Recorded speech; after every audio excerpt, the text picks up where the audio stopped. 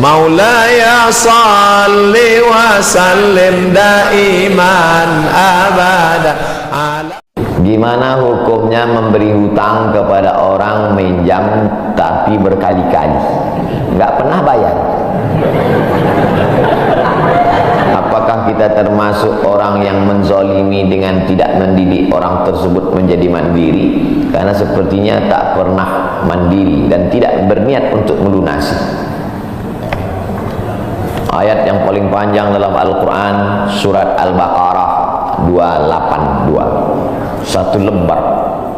Bukan tentang puasa, bukan tentang sholat, bukan tentang baca Quran, bukan tentang zikir, tapi ayat yang paling panjang tentang bayar hutang.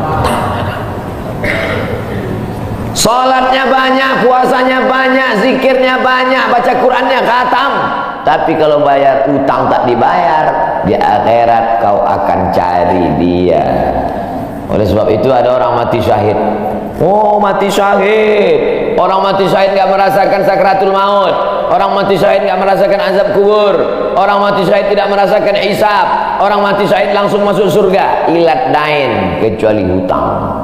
Makanya kalau ada orang menagih hutang, itu dia bukan pelit, dia sedang menyelamatkan saudaranya dari makan haram. Makanya datang ke rumah dia, habis pengajian nih langsung datang. Assalamualaikum, waalaikumsalam. Kau mau menagih ya? Aku bukan mau menagih, tapi menyelamatkanmu, anak cucumu, istrimu, tetanggamu dari makan haram. Ya ayyuhalladzina amanu, hai orang-orang yang beriman, hai orang yang percaya bahwa setelah mati dia akan hidup lagi menghadap Allah. Idza tadayantum bidainin, kalau kau menjalin transaksi hutang piutang, ila ajalin musamma, sampai ke batas waktu tertentu, faktubuh, tulis, saya pinjam kepada kamu 500.000, akan saya bayar pada bulan Mei. Tahunnya jelas. Banyak juga bulan Mei, maybe yes, maybe no. Bulan berapa? Bulan Mei tahun 2020. Oke. Sekarang bulan Maret. Maret, April, 1 Mei 2020 datang tadi. Kapan kau bayar? Mohon maaf, aku nggak bisa, istriku baru meninggal, anakku pun sakit. Jangan kau cerita panjang lebar, tak tahan air mata aku mau menetes. Kalau dia dalam kesulitan, fanaziratun ila maisarah, tunggu sampai dia lapang. Maisarah artinya lapang, tunggu sampai dia lapang. Setelah dia lapang, datang lagi bulan Juni. Kapan kau bayar? Aku belum bisa. Nampaknya lebih banyak ongkos minyak aku daripada uang yang aku tagih.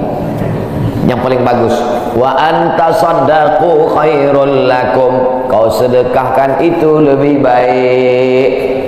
Karena aku pun makin datang makin kumat darah tinggiku, kolesterolku pun makin naik. Jadi untuk yang 500.000 itu ku sedekahkan aja, ambil. Tapi yang menghafal ayat ini yang ngasih pinjaman, bukan yang minjam. Sekarang banyak salah hafal, yang minjam pula yang hafal. Begitu kita tagih, kapan kau bayar?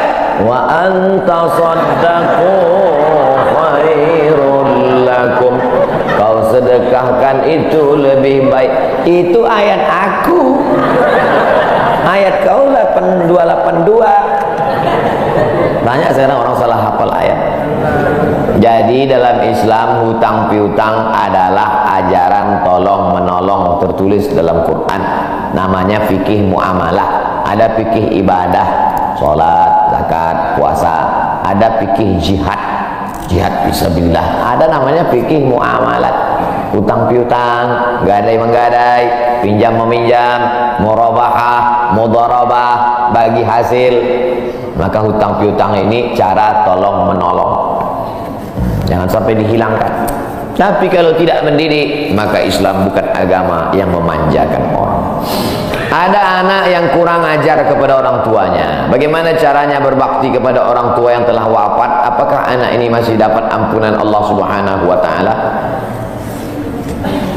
Datanglah seorang bapak mengadu kepada Umar bin Khattab. Assalamualaikum Khalifah Amirul Mukminin Umar bin Khattab. Waalaikumsalam. ini anak saya kurang ajar, tolong dihajar dulu. Kata Umar bin Khattab orangnya bijaksana, dia tidak mau main pukul. Dia tanya dulu, kenapa kau kurang ajar pada bapakmu? Hai Umar bin Khattab, kata anaknya, ya, apakah seorang anak itu punya hak terhadap bapaknya? Ya. Apa hak anak? Mencarikan ibunya yang solihah, memberikan nama yang baik, memberikan makanan yang halal. Itu hak anak.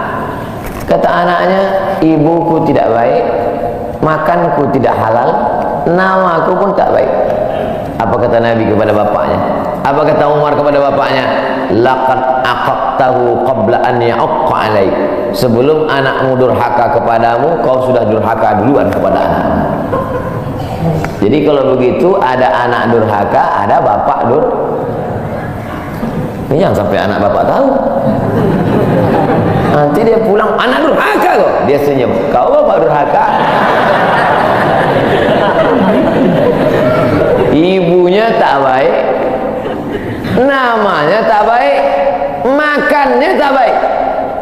Kasih dia nama yang baik, kasih dia makan yang halal. Kadang-kadang kenapa otaknya tak lurus? Karena makannya tak halal. Dikasih dia makan riswah, makan sowok, makan haram. Kenapa kau kasih makan haram? Gimana lah Pak Ustaz, yang haramnya aja pun payah. Astagfirullah. Allah sediakan alam semesta begitu banyak yang halal. Kenapa kau kasih dia makan haram? Jangan pernah kasih anak makan haram. Pesan kakek saya, datuk saya, kalau bahasa kampungnya grandfather.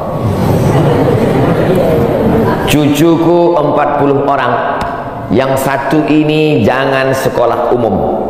Maksudnya saya tak dikasih sekolah umum, maka saya tak pernah sekolah umum. Sekolah ibtidaiyah, sanawiyah, aliyah, al-azhar, Maroko, Sudan, tak pernah sekolah umum. Cucuku yang ini jangan sekolah umum, jangan kasih makan haram, nanti otaknya gelap. Cucuku yang ini jangan kalian kasih makan haram, nanti otaknya gelap. Pesan itu disampaikan almarhumah mak saya ke saya. Kau pun nanti anak kau jangan kau kasih makan haram, nanti otaknya gelap. Kalau sudah otak gelap, tak bisa membedakan mana tiang, mana orang, sifatnya kepala kita. Nah, jangan sampai anak kita durhaka gara-gara kita bapak yang durhaka. Kalau anak sudah durhaka, meninggal orang tuanya, setelah itu dia bertobat, bagaimana cara minta ampunnya? Maka dia bersedekah. Mana dalilnya? Seorang sahabat datang menjumpai Nabi. Ummi matat, ibu saya sudah meninggal. Apa atasaddaqu anha? Kalau saya bersedekah, apakah pahalanya sampai kepada almarhumah ibu saya? Kata Nabi, tasaddaq, bersedekahlah, sedekahmu sampai. Maka wahai anak-anak durhaka yang sudah mati ibu dan bapakmu, maka datang kau habis pengajian ini langsung ke tempat anak yatim, panti jompo, sekolah-sekolah, pondok pesantren. Tanya Pak Kiai, Pak Kiai, apa yang kurang di pesantren ini? WC. Karena pesantren santrinya 1000, WC-nya 2. Bayangkan panjang antriannya. Berapa yang keluar dalam celana? Saya bangunkan WC, pahalanya mengalir untuk almarhumah, maka pagi, petang, siang, malam mengalir pahalanya. Sedekah. Ayu sedekatu afdal. Apa sedekah yang paling afdal? Sakiyul ma, memberi air minum. Sedekah yang paling afdal, kasih air minum. Saya ceramah di Banjarmasin, di depan rumah seorang pejabat. Itu ada kulkas tapi nggak sampai beku, freezer. Setiap dipencet keluar air dingin. Gelasnya dikasih pakai rantai besi, takut dilarikan tukang ambil aluminium. Buat wakaf untuk almarhumah. Itu bagus kan. Saya ceramah di Malaysia, di pintu masjid itu ada kotak box. Kalau kita ambil satu botol, keluar botol baru. Ambil satu botol, keluar botol baru. Wakaf untuk, itu bagus, sedekah. Jangan sedekah teh botol, dia kena diabetes. Air putih, ini bagus, mengalir. Sedekah sumur bor, pergi ke masjid, putar keran nggak ada air, tanya pengurus masjid, Pak pengurus, ya mana sumur bor? Nggak ada. saya buatkan. Langsung bunyi. Itu berarti cash itu. Begitu cara berbakti pada orang tua dengan sedekah. Tapi Pak Ustadz, saya jangankan sedekah, makan saya pun Senin Kamis Pak Ustadz doa, Allahumma ighfir lahu warhamhu wa'afihi wa'fu anhu. Bangun tengah malam, Rabbighfirli wa li walidayya warhamhuma kama rabbayani shaghira. Apa itu bid'ah?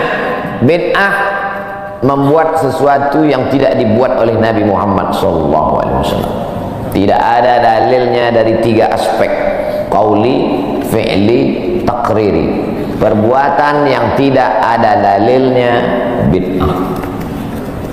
Jangan dikatakan perbuatan yang tidak dibuat Nabi bid'ah. Perbuatan yang tak ada dalilnya bid'ah. Karena kalau dikatakan yang tidak dibuat Nabi bid'ah, Nabi tidak pernah pakai peci. Tunjukkan saya mana hadis Nabi pakai peci. Berarti peci ini bid'ah. Nabi mimbarnya tangganya dari depan, ini masjid tangganya dari belakang. Berarti mimbar ini bid'ah.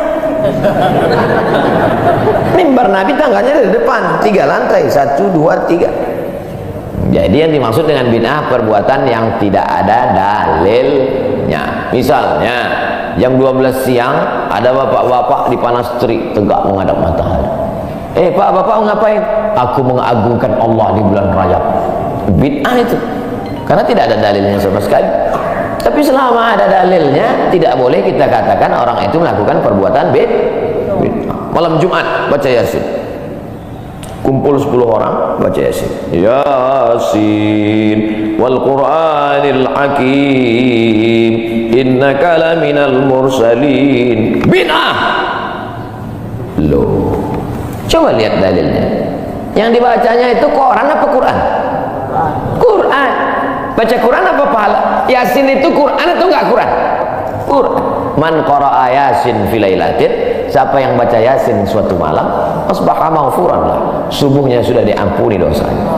Mestinya baca Quran itu semua, tapi karena dia enggak sanggup semua, dia pilih hati Quran. Hati Quran itu Yasin.